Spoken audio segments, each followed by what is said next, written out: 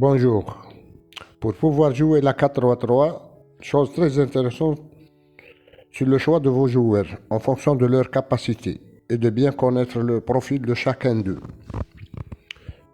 Le 4-3-3 est une tactique très connue. Même si vos joueurs ne sont pas des lumières, vous n'avez en aucun doute tort concernant vos joueurs.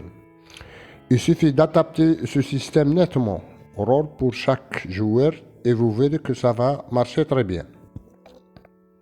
Selon la capacité de vos joueurs, il faut bien se préparer à cet aspect tactique du 4-3-3 lors du match de préparation. Cela vous permettra à vos joueurs d'être dans les meilleures conditions pour pouvoir appliquer strictement cette tactique avec beaucoup de rigueur et de respect. Le 4-3-3 constitue une excellente alternative pour de nombreuses équipes de tous les niveaux et même de divisions inférieures dans le football amateur. Regardons ensemble le dispositif et le rôle de chaque joueur dans les différentes étapes du jeu. En défense, par exemple, on retrouve 4 joueurs, 2 joueurs centraux et 2 latéraux. L'un des 2 centraux, appelé parfois libéraux, il est chargé du bon alignement de la défense pour jouer leur jeu. Il a la responsabilité de la relance. Parfois, il joue la couverture de ses défenseurs. Ce libéraux doit être fort techniquement. L'autre défenseur a un profil plus stopper.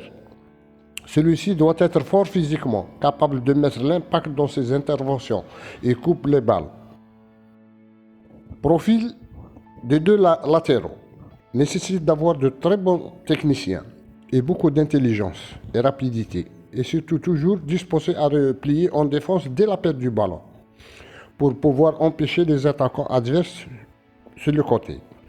Ces latéraux doivent jouer parfois en haut pour pouvoir aider les attaquants à condition de faire le repli dès la perte du ballon. Pour les milieux du terrain, sous forme de triangle, combinent en largeur du terrain et créent des espaces passés en profondeur et sur le côté. 2 de ces milieux de terrain jouent un rôle de récupérateurs, des vrais pistons de l'équipe qui alimentent parfois l'attaque et qui doivent, avec un gros volume physique, et qui ont un rôle de harceler le porteur du ballon et savoir anticiper les passes. Le troisième milieu, le numéro 10, il est peu offensif. C'est le pivot de l'équipe. Il doit être très technique, intelligent et savoir alterner jeu court et jeu peu lent. Il doit avoir une bonne vision de jeu. En dernier, la ligne d'attaque. Ce dispositif favorise clairement l'attaque par la présence d'un avant-centre dans l'axe et 2 ailiers occupant les couloirs. Les ailiers doivent savoir porter le ballon, être rapides et capables d'éliminer des joueurs, savoir déborder et faire de bons centres et participer aussi au travail défensif dès la perte du ballon.